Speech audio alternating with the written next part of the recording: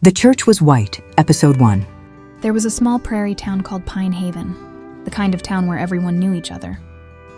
Families worked the land, children played in the fields, and on Sunday mornings the entire town gathered together. At the center of Pine Haven stood a beautiful white church. Its tall steeple could be seen from almost every farm and every dirt road that led into town.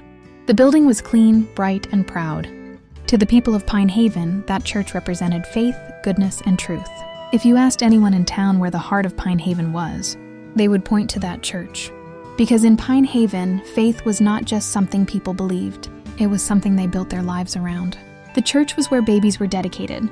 It was where marriages were celebrated.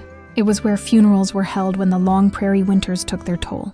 Generations had sat in those pews. People trusted the voices that came from that pulpit.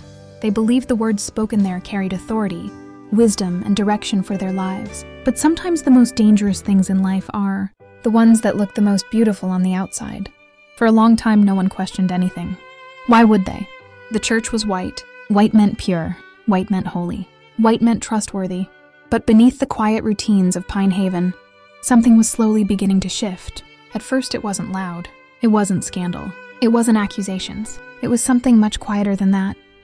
It was a feeling that something wasn't quite right, a comment that made someone uncomfortable, a child who suddenly didn't want to attend church, a conversation that stopped when someone else walked into the room. Small things, easy things to ignore. In a town like Pine Haven, people didn't like to ask difficult questions. Questioning the church felt dangerous. Questioning leadership felt even worse. Because when people believe something is sacred, they sometimes convince themselves that problems can't exist there. So the town continued the way it always had.